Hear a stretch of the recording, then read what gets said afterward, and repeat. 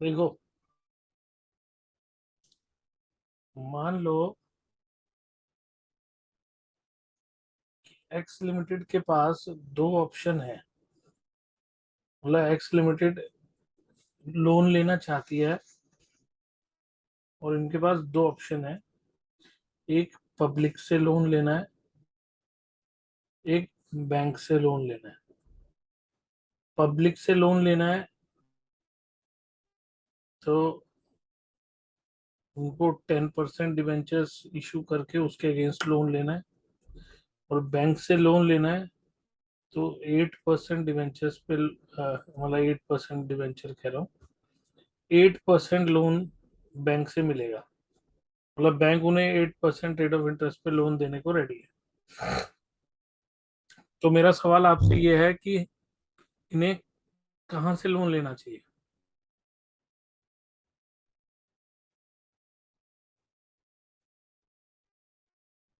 Public से या bank से? बैंक। क्यों? मतलब इनको इंटरेस्ट कम देना पड़ेगा।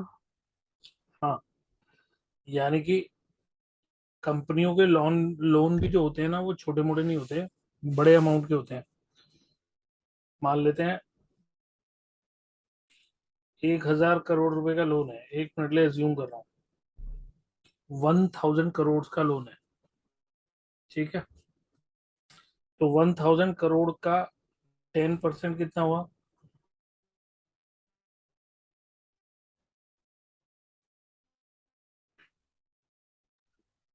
100 करोड़। और 8% कितना हुआ? 80 करोड़। इसका क्लियर मतलब ये हुआ कि अगर ये कंपनी बैंक से लोन लेती है तो इन्हें एक साल में 80 करोड़ का इंटरेस्ट देना पड़ेगा, जब तक वो लोन वापस नहीं कर देते। पर एनम का इंटरेस्ट जाएगा, पर एनम का। ठीक है। और अगर पब्लिक से लेते हैं लोन तो 100 करोड़ पर ईयर का इंटरेस्ट देना पड़ेगा। तो बैंक से लोन लेने में इनको 20 करोड़ रुपए का फायदा है पर ईयर। ठीक है। Yes sir. जो कि एक बहुत बड़ी अमाउंट होती है, कोई छोटी मोटी अमाउंट नहीं है। तो इसका मतलब ये क्लियर हुआ कि एक्स लिमिटेड बैंक से लोन लेगी, राइट? Yes sir. लेकिन बैंक जो है ना, वो सिक्योरिटी सिक्योरिटी डिमांड करता है। बिना सिक्योरिटी के बैंक लोन नहीं देगा।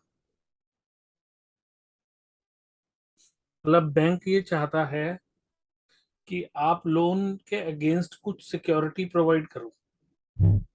और वो भी दो दो सिक्योरिटी चाहता है बैंक। एक को बोलते हैं प्राइमरी सिक्योरिटी और एक को बोलते हैं सेकेंडरी सिक्योरिटी। एक प्राइमरी सिक्योरिटी, एक सेकेंडरी सिक्योरिटी। पब्लिक से लेंगे तो हमें सिर्फ परमिशन लेनी पड़ेगी सेबी से कि हम पब्लिक से लोन लेना चाहते हैं। उसमें सिक्योरिटी वाला कोई चक्कर नहीं है कि हमें कुछ सिक्योरिटी देनी है या कुछ। वो बात अलग है कि कल को अगर हम लोन वापस नहीं कर पाए तो हमारी प्रॉपर्टी बेचकर लोन वापस किया जाएगा। लेकिन हमको इंटेंशनली कोई सिक्योरिटी देने की जरूरत नहीं होती पब्लिक के केस में। पर बैंक के केस में बैंक बिना सिक्योरिटी के लोन प्रोवाइड नहीं करते। तो बैंक हमसे सिक्योरिटी मांगेगा। तो एक तो होती है प्राइमरी सिक्योरिटी जो किसी फिक्स्ड एसेट की होती है। और दूसरी आप कह सकते हो कि सेकेंडरी सिक्योरिटी, वो डिबेंचर्स जो हम पब्लिक को इशू करने वाले थे, वो बैंक कहता है कि वो आप हमको इशू कर दो। वो debentures as a secondary security हमको इशू कर दो, उस पर कोई इंटरेस्ट मत देना, बस हमको इशू कर दो। कल को अगर प्राइमरी सिक्योरिटी फेल हो गई लोन को रिकवर करने में, तो हम सेकेंडरी सिक्योरिटी को यूज करेंगे। ये लॉजिक के साथ बैंक हमसे दो दो सिक्योरिटी मांगता है। ठीक है। अब सिंपल सा लॉजिक है। सिक्योरिटी देने में लोन लेने वाले को कोई प्रॉब्लम नहीं होती, क्योंकि उसे अंदर से पता होता है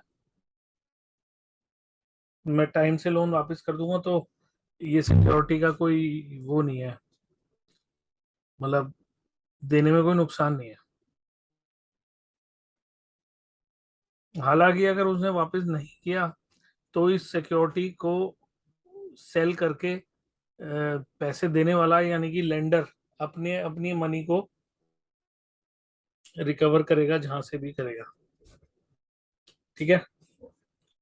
तो ये जो सेकेंडरी सिक्योरिटी होती है, इसको कहा जाता है कोलैटरल सिक्योरिटी।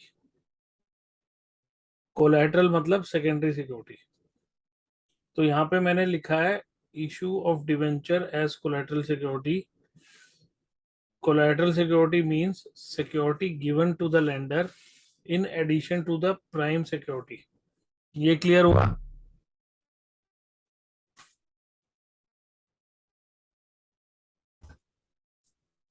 बात क्लियर हुई थोड़ी सी? Yes sir. यानी कि जो सिक्योरिटी एडिशनली दी जाती है उसको कहते हैं कोलैटरल सिक्योरिटी। तो issue of debenture as collateral security means issue of debenture as an additional security against the loan in addition to the principal or main security। Important बात है, collateral security can be realized only when the prime or principal security fails to meet the loan liability। यानी कि अगर primary security fail हो गई loan को recover करने में, only then collateral security can be used. ठीक है।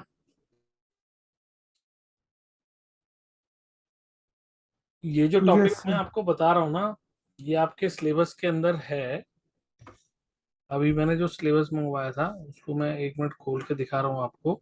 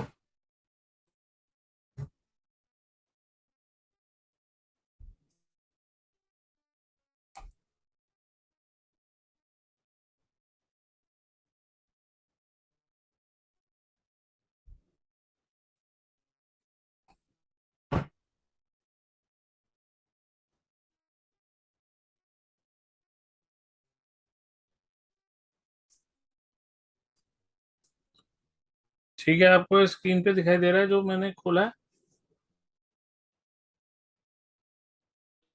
देखो, हमारे सिलेबस के अंदर डिबेंचर्स का मीनिंग है, टाइप्स के बारे में बात बाद में करूंगा। Issue of debenture at par, at a premium and at a discount.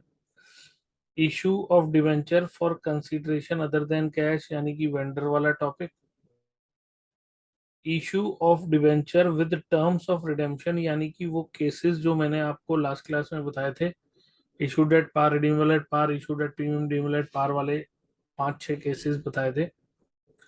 उसके बाद नेक्स्ट है debenture as collateral security concept, यानी कि ये उसका आपसे सिर्फ कॉन्सेप्ट मांग रहे हैं, यानी कि आपको सिर्फ थ्योरेटिकली पता होना चाहिए कि issue of debenture as collateral security होता क्या है।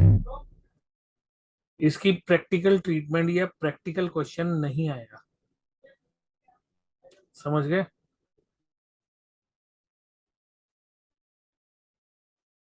समझ में आई यस बात सर। सबको? तो मैं जो आपको बता रहा हूँ यहाँ पे,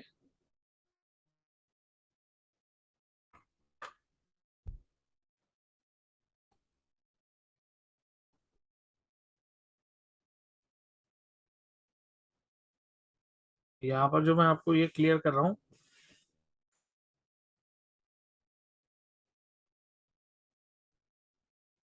इसमें से मे बी आपका 1 मार्क क्वेश्चन बन सकता है और 2 मार्क क्वेश्चन बन सकता है। मतलब कोई एमसीक्यू बन सकता है, फिल इन द ब्लैंक बन सकता है, या फिर ट्रू फॉल्स बन सकता है। मतलब कुछ भी बन सकता है, शॉर्ट नोट भी आ सकता है, लेकिन आपको बातें सिर्फ यही पता होनी चाहिए जो मैं बता रहा हूँ। ठीक है, तो ये वाला पेज क्लियर हुआ। मैंने इसके आगे इसकी अकाउंटिंग ट्रीटमेंट भी दे रखी है, लेकिन अकाउंटिंग ट्रीटमेंट उन्होंने सिलेबस में से हटा दिया है, तो इसलिए हमें ये करने की जरूरत नहीं है। ये जो मैंने दे रखी है अकाउंटिंग ट्रीटमेंट, इसकी बात कर रहा हूँ। ठीक है, ये दिख रही है आपको स्क्रीन पे?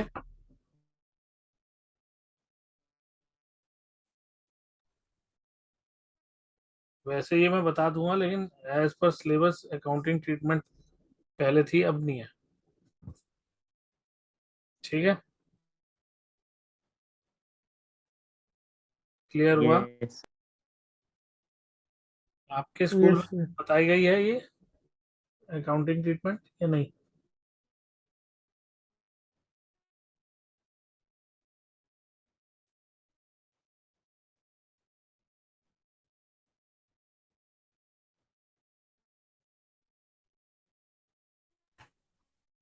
सर अभी तक तो नहीं। ये चैप्टर हो चुका है? चल ही रहा था जब लास्ट गया था। बाकी लोगों का?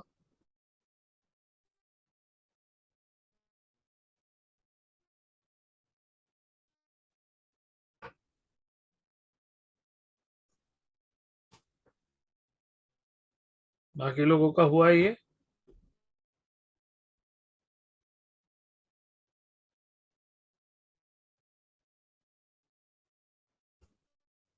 सर कंफर्म नहीं है।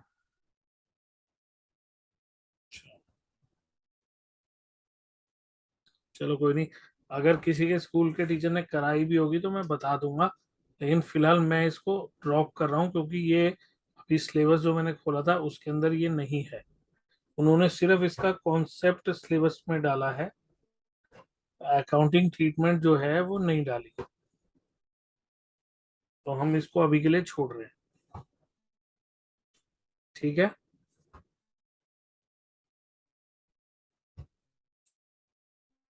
क्लियर हुआ? Yes yes sir. अब जो अगला कॉन्सेप्ट डिबेंचर्स में दिया हुआ है,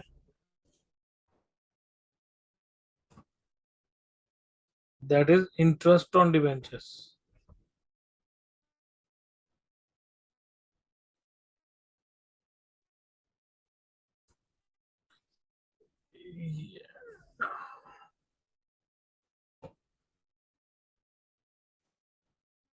स्क्रीन पे आपको दिख रहा है question? Yes sir. Yes sir. देखो,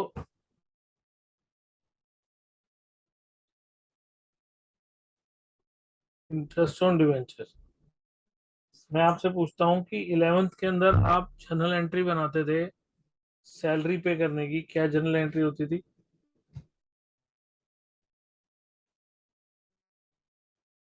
सैलरी टू बैंक या टू कैश? और अगर उसको हम चेक से पे करेंगे तो? Salary to bank. Rent pay करेंगे तो? रेंट टू कैश या बैंक? कमीशन पे करेंगे तो? कमीशन टू बैंक या कैश? और अगर इंटरेस्ट पे करेंगे तो? Interest to cash. यानी कि जो हम इंटरेस्ट की बातें कर रहे हैं, इंटरेस्ट ऑन डिवेंचर जो हम पे करेंगे उसकी एंट्री होनी चाहिए interest account debit to bank.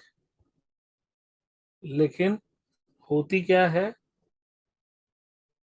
होती है इंटरेस्ट ऑन डिवेंचर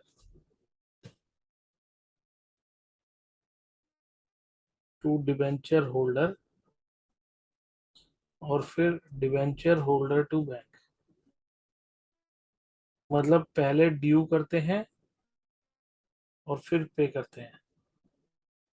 यानी कि पहले ड्यू होगा और फिर पेड होगा। तो ये ड्यू की एंट्री है, ये पेड की एंट्री है। डिवेंचर होल्डर से डिवेंचर होल्डर आपस में कैंसिल हो गया। Ultimate entry interest on debenture to bank की बनी। ये बात समझ में आई?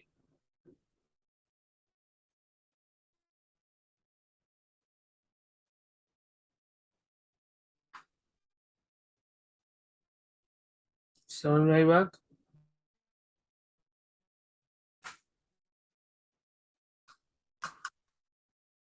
समझ में आई?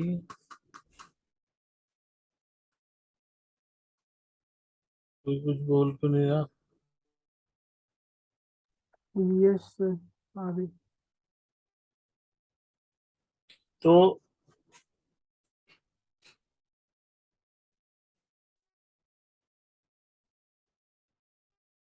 तो यहाँ पर एक क्वेश्चन, मतलब मैंने कुछ थ्योरेटिकली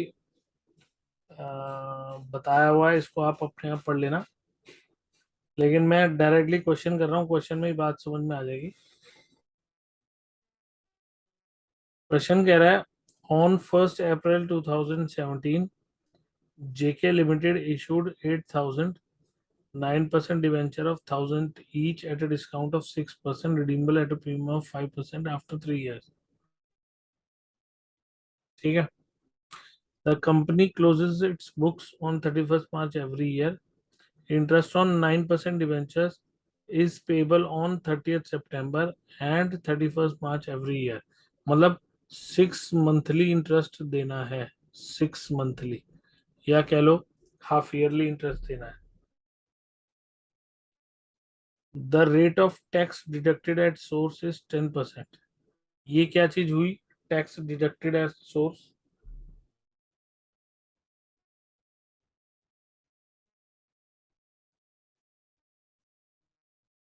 इसका क्या मतलब हुआ?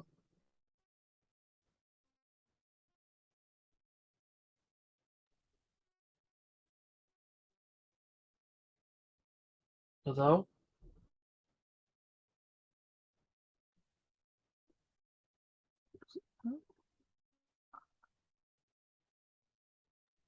10% डिस्काउंट।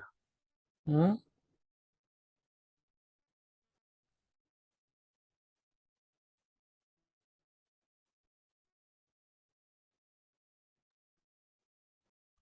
बोलो। सर समझ नहीं आ रहा। ये जो टी डी एस की बात की गई है, टैक्स डिडक्टेड एट सोर्स, इसका क्या मतलब समझ में आ रहा है आप लोगों को?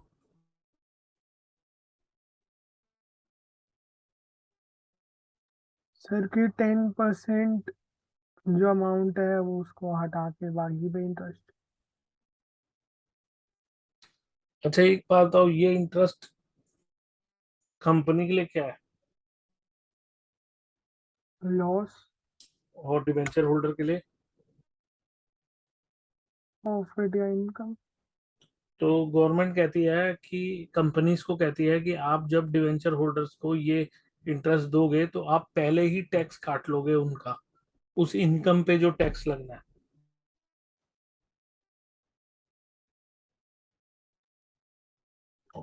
वो कंपनी टैक्स काट के ही इंटरेस्ट देती है उनको। ठीक है? यस। तो वो जो टैक्स वो लोग काटते हैं उसको बोलते हैं TDS, tax deducted at source. मतलब उनकी इनकम के सोर्स पे ही टैक्स को काट लिया गया। ठीक है, यानी कि 30 सितंबर 2017 को जो एंट्री होगी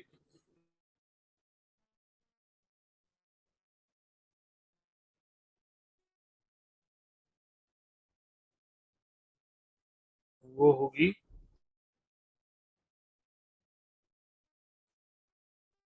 interest on debenture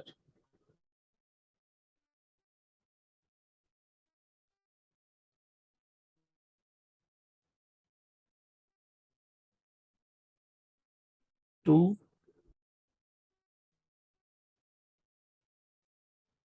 TDS payable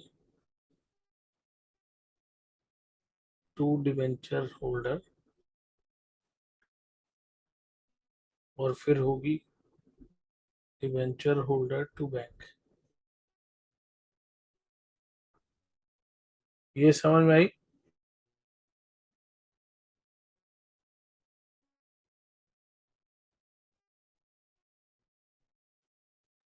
sir एक बार थर्ड वाली एंट्री फिर से सुनाओ। Interest on debenture to debenture holder, ये एंट्री होती है ड्यू की, ड्यू की यस सर। की। तो हमने यहाँ पे टू टीडीएस पेबल अलग से जोड़ दिया है एक चीज। इसका मतलब है कंपनी के 8,000 डिवेंचर हैं 1,000 रुपए वाले, ये हो गए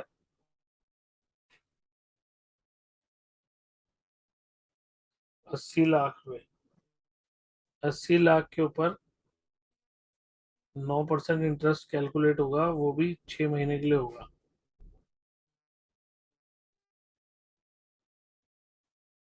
यानी कि कितना हो गया?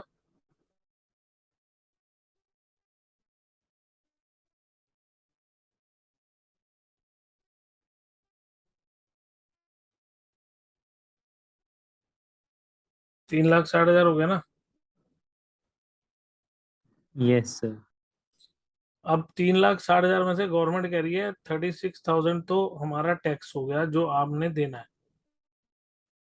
मतलब इस 3,60,000 का 10% ले लिया, ये गवर्नमेंट को जाएगा। मतलब ये कंपनी गवर्नमेंट को देगी डिवेंचर होल्डर को देने की बजाय, ऐसा गवर्नमेंट ने कहा है। ठीक है, यस सर। तो वो गवर्नमेंट को देने के बाद इनका अमाउंट बचता है 3,24,000 रुपए, जो इन्होंने डिवेंचर होल्डर को देना है। तो 3,24,000, 3,24,000 ये इन्होंने पे कर दिया, मतलब ये ड्यू हुआ, ये पे हुआ।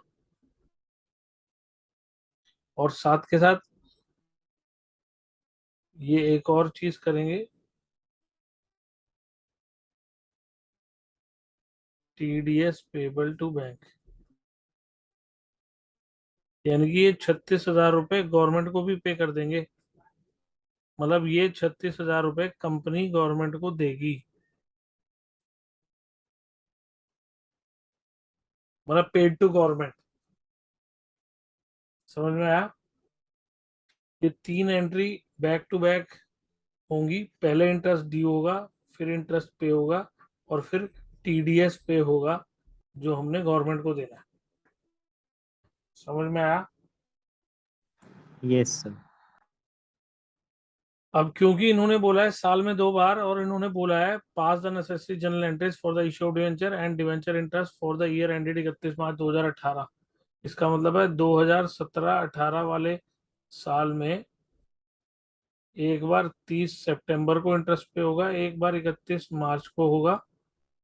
तो 30 सितंबर की एंट्रियां ये रही, अब 31 मार्च की एंट्रियां यहाँ बनेंगी, वो भी 3 बनेंगी, यही वाली 3 रिपीट होंगी, यही सेम की सेम रिपीट होंगी। समझ गए?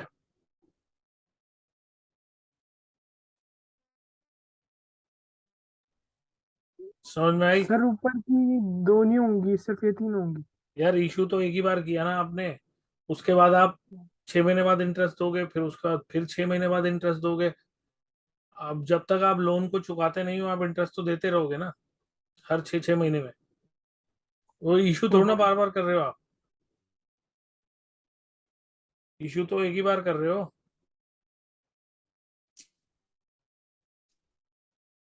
इसमें यस मैं सर। अमाउंट नहीं डाल रहा, ये सोचकर कि आपको आती होगी डालनी।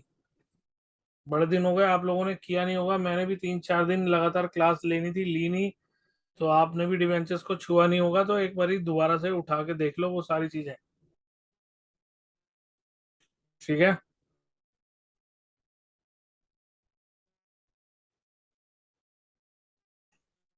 Okay. Yes, yes sir. Sir.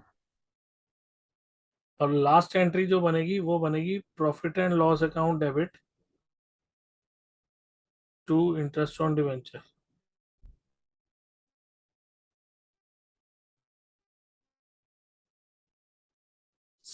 7,20,000, 7,20,000।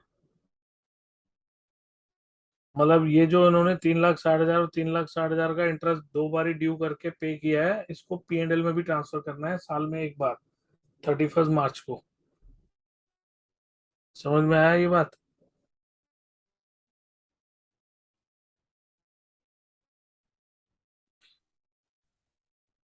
यानी कि इंटरेस्ट की एंट्रीज ना जबरदस्ती क्वेश्चन को मतलब देख के बहुत लंबा लगता है क्वेश्चन, लेकिन एक्चुअली थोड़ी सी एंट्रीज हैं और वो बार बार रिपीट होती रहती हैं, तो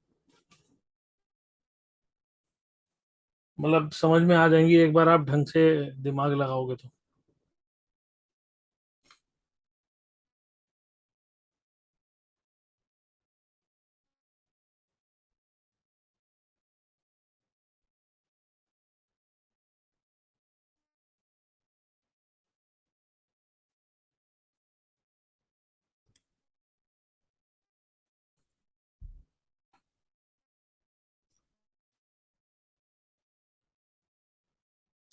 मैंने इसका एक ही क्वेश्चन दिया हुआ है, और बाकी इसका बुक में भी एक या दो ही क्वेश्चन है, एक इलस्ट्रेशन है, एक अनसॉल्व है, शायद ज्यादा नहीं है क्वेश्चन इसके। तो आप बुक के अंदर से वो दो क्वेश्चन भी करोगे, ये वेंडर वाले भी कंप्लीट करोगे, और जो दूसरे केसेस वाले हैं वो भी कंप्लीट करोगे, तो ये सब करके कल भी हम लोग क्लास लेंगे। और कल मैं ऑफलाइन लेने की कोशिश करूंगा, ताकि आमने सामने डिस्कस करूं बाकी का एक एक और टॉपिक जो है।